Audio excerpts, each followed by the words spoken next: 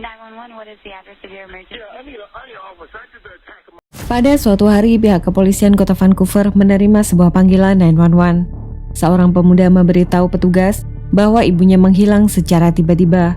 Pemuda itu juga mengaku sudah mencari kemana-mana, tapi tidak dapat menemukan keberadaan ibunya sama sekali. Ingin tahu apa yang sebenarnya terjadi? Mari kita langsung saja masuk ke pokok pembahasan video ini.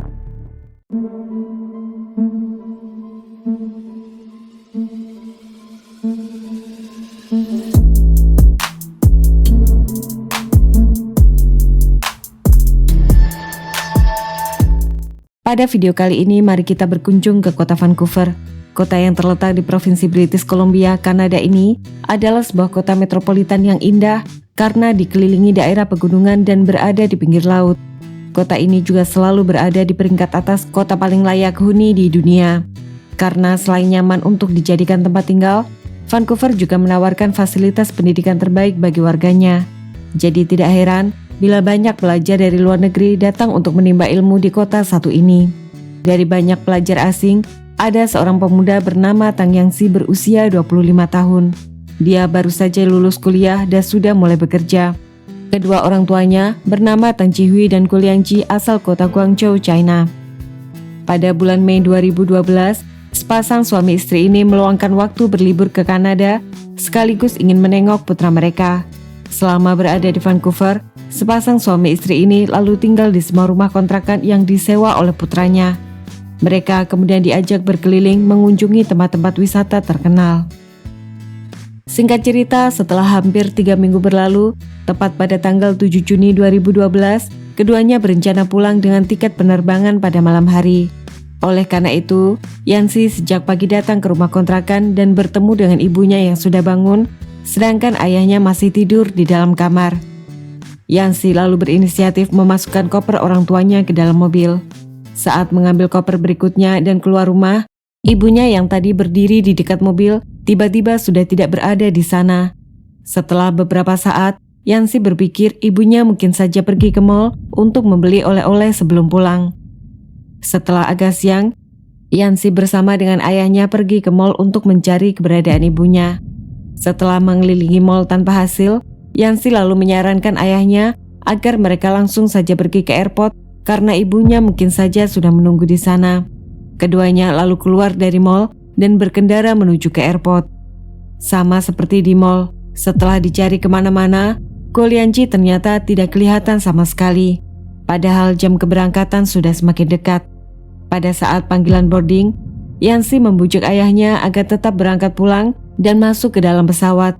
Dia berjanji akan mencari ibunya sampai ketemu. Tang Jihui akhirnya setuju naik pesawat. Selama 13 jam penerbangan pulang, pria ini tidak habis pikir bagaimana istrinya bisa tiba-tiba menghilang. Dia tahu istrinya itu tidak mungkin pergi begitu saja tanpa memberi kabar apa-apa. Pada keesokan harinya, Yansi melaporkan masalah kehilangan ibunya pada polisi. Pemuda ini menggambarkan ciri-ciri ibunya dan mengaku dirinya sangat khawatir karena ibunya itu tidak mengerti bahasa Inggris dan hanya bisa berkomunikasi dalam bahasa Mandarin atau Kantonis. Pada awalnya, polisi mengira perempuan ini menghilang karena ingin menjadi imigran gelap di Kanada. Dugaan itu terbukti salah ketika mengetahui sepasang suami istri ini adalah pengusaha kaya raya dan punya banyak uang. Jadi tidak masuk akal orang seperti mereka ingin menjadi imigran gelap di negara orang. 2 hari kemudian, Tang Jihui akhirnya kembali datang ke Kanada karena dia ingin membantu putranya mencari keberadaan istrinya. Polisi sempat curiga bahwa Ko Liangji kemungkinan besar diculik karena barang-barang pribadi seperti paspor, dompet, dan uang ditemukan dalam keadaan utuh di dalam tas. Tapi setelah menunggu sekian lama, mereka mengesampingkan kemungkinan itu karena tidak ada seorang pun menelpon untuk minta uang tebusan.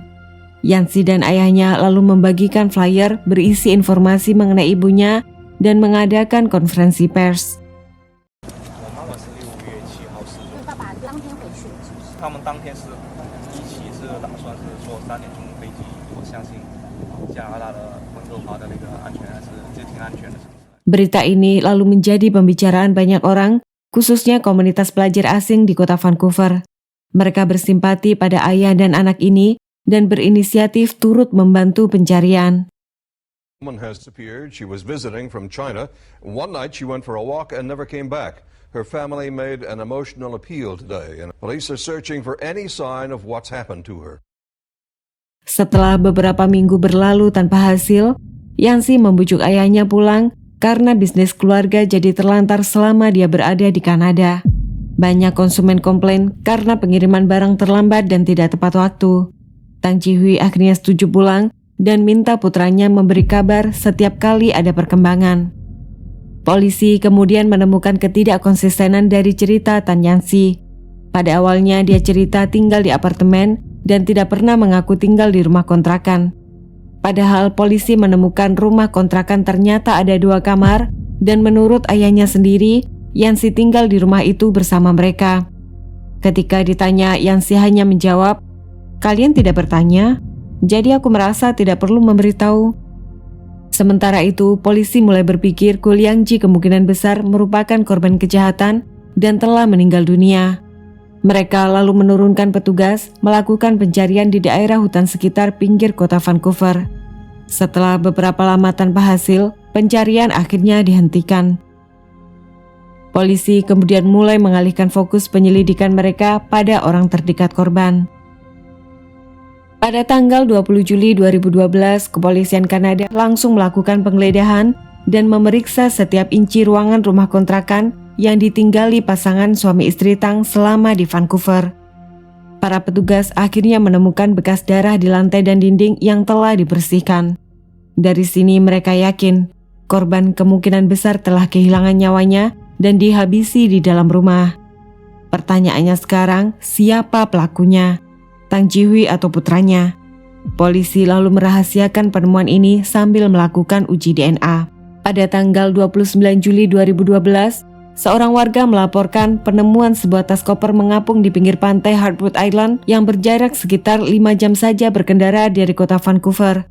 Sebagai informasi, Harwood Island adalah sebuah pulau kecil tak berpenghuni dan warga biasanya datang ke sana untuk camping di alam bebas.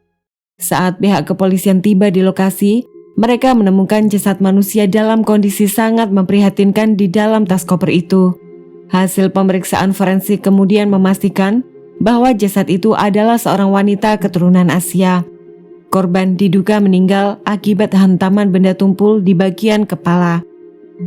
Hasil otopsi lantas dapat memastikan bahwa jasad itu adalah Gu Liangji yang selama ini menghilang. Polisi lalu merahasiakan penemuan ini pada publik, khususnya pada keluarga korban. Berdasarkan penemuan ini, mereka langsung menetapkan Tang Ji-hui dan putranya menjadi tersangka utama dalam kasus ini. Pihak kepolisian tapi tidak buru-buru melakukan penangkapan karena mereka ingin mendapatkan bukti pendukung lainnya. Pada awal bulan Agustus 2012, seorang polisi wanita keturunan Asia yang kebetulan bisa berbahasa Mandarin dan Kantonis disuruh melakukan penyamaran sebagai warga biasa. Polisi wanita itu lalu menghubungi Yansi dan memberitahu pemuda itu bahwa dia memiliki informasi penting mengenai keberadaan ibunya. Mereka berdua akhirnya janji bertemu di sebuah cafe shop. Saat bertemu, polisi wanita itu memberitahu Yansi bahwa dia menemukan jasad ibunya dan belum melaporkan masalah penemuan ini pada polisi. Polisi wanita ini lalu lanjut berkata, bila Yansi ingin jasad ibunya dilenyapkan, dia perlu membayar sejumlah uang. Yansi langsung berdiri dan pergi dari sana. Perempuan itu mengejar keluar dan berkata sebagai berikut.喂，兄弟，我同你講句老實話，我哋都係做黑幫買賣㗎，我食鹽仲多過你食米啊！你阿媽一睇啊就係俾人打死㗎啦，你都係咪呢啦？呢啲嘢天知地知，你知我知就得啦。哼！如果呢件事真係同你冇關，頭先喺咖啡廳你早就打電話報警啦，係咪？喂，靚仔，我勸你好好地諗清楚。Dia lalu meninggalkan nomor telepon dan memberi waktu 2 hari untuk Yansi sebelum dia pergi lapor polisi. Pada malam hari, Yansi ternyata menghubungi nomor ponsel yang diberikan dan mengajak bertemu lagi. Pada pertemuan berikutnya, polisi wanita itu memperkenalkan 2 orang pria yang diakuinya sebagai anggota geng. Padahal 2 orang tersebut juga anggota polisi yang menyamar. Pada Yansi, mereka mengaku bisa melenyapkan jasad ibunya tanpa jejak dengan kompensasi sejumlah uang. Tapi pemuda ini mengaku tidak punya uang dan mengusulkan agar mereka menghabisi nyawa ayahnya. Karena bila ayahnya tiada, dia akan mewarisi harta kekayaan dan sanggup membayar berapapun uang yang mereka minta. Para polisi yang menyamar itu setuju dengan usulan itu dan minta Yang ceritakan apa yang sebenarnya terjadi. Yansi tidak tahu, para petugas polisi itu secara diam-diam merekam semua pembicaraan mereka. Yansi mulai bercerita bahwa dia anak satu-satunya. Kedua orang tuanya adalah pengusaha dan menjual produk furniture ke banyak negara dengan omset penjualan puluhan miliar rupiah per tahun. Di antara kedua orang tuanya, ibunya lah sosok paling dominan dalam keluarga dan mengatur semua masalah keuangan. Ibunya juga memiliki sifat controlling dan ingin mengatur segala hal, mulai dari sekolah sampai dengan siapa saja putranya itu boleh bergaul. Bahkan saat memiliki kekasih, ibunya memeriksa latar belakang keluarga kekasihnya dan menyuruhnya langsung memutuskan hubungan karena gadis itu berasal dari keluarga biasa saja. Yansi terpaksa patuh karena dia diancam tidak akan mendapatkan warisan bila berani menentang kemauan ibunya. Pada tahun 2006, Yansi kembali harus menurut ketika ibunya menyuruh dia kuliah ke Kanada.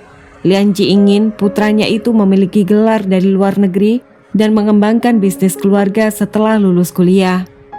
Setelah berada di Kanada, Yansi pikir dia bebas dari pengaruh ibunya.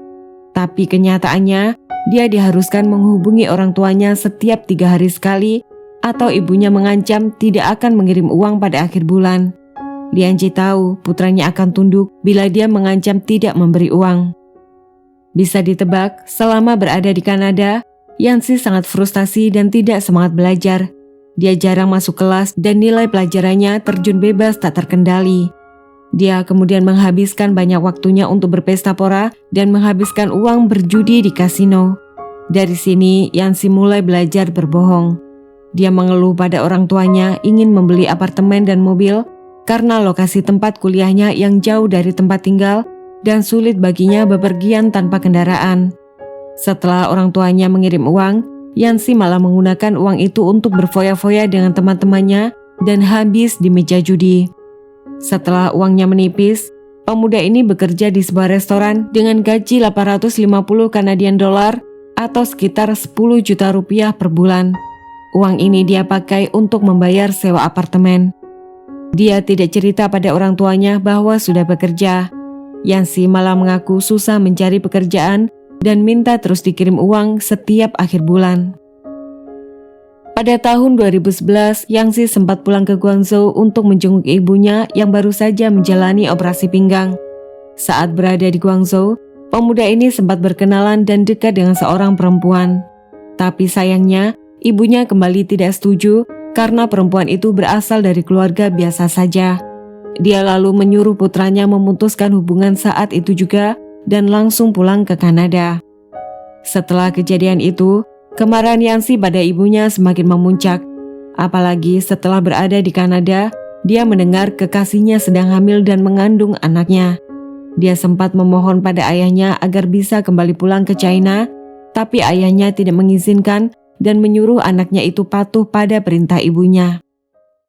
Singkat cerita, pada bulan Mei 2012 saat kedua orang tuanya tiba di Vancouver, mereka sempat minta diantar melihat apartemen yang pernah dibeli. Tapi Yansi menolak dengan alasan apartemen itu sedang dia sewakan untuk orang lain. Dia juga mengendarai sebuah mobil rental yang diakui sebagai miliknya. Lalu pada hari kepulangan orang tuanya ke China, Yansi bangun sejak pagi. Saat ayahnya masih tidur di kamar, dia minta ibunya bantu membereskan kamar tidurnya. Setelah ibunya masuk ke dalam kamar, pemuda ini mengunci pintu.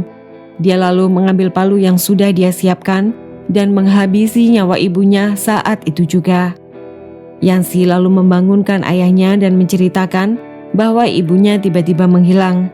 Mereka berdua kemudian pergi mencari ke mall sebelum berangkat ke airport. Setelah ayahnya naik pesawat, Yansi balik ke rumah kontrakan, memasukkan jasad ibunya ke tas koper dan membersihkan tempat kejadian perkara. Saat tengah malam, Yansi pergi ke sebuah daerah yang sepi dan membuang tas koper itu ke laut. Pada tanggal 7 September 2012, Yansi akhirnya ditangkap dengan dakwaan telah mengambil nyawa ibunya dan rencana menghabisi nyawa ayahnya. Walaupun awalnya tidak mengaku, Yansi pasrah ketika polisi membeberkan barang bukti dan rekaman pembicaraan dirinya dengan petugas polisi yang menyamar. Pada polisi, Yansi berkata, "Aku tidak pernah menyesal, mereka memang orang tuaku, tapi selalu ingin mengatur jalan hidupku. Semua orang pasti meninggal, jadi tak masalah cepat atau lambat." Begitu mendapat kabar putranya ditangkap, Tang Ji-hui langsung berangkat ke Kanada dan menyewa seorang pengacara mahal untuk membela putranya di pengadilan. Yang mengejutkan, Tang Ji-hui ternyata memaafkan putranya meskipun dia tahu putranya itu pernah berencana mengambil nyawa dirinya. Dia bahkan pernah berkata, "Tidak peduli betapa bersalahnya kamu, aku telah memaafkan semua perbuatanmu. Ibumu telah tiada, kalau kamu juga pergi, aku tidak ingin hidup lebih lama lagi." Setelah 3 tahun berlalu, tepat pada tanggal 2 Februari 2015, Tang Yansi yang berusia 28 tahun pada saat itu akhirnya dinyatakan bersalah dan dijatuhi hukuman penjara seumur hidup dengan kemungkinan bebas bersyarat setelah menjalani masa hukuman minimal 17 tahun.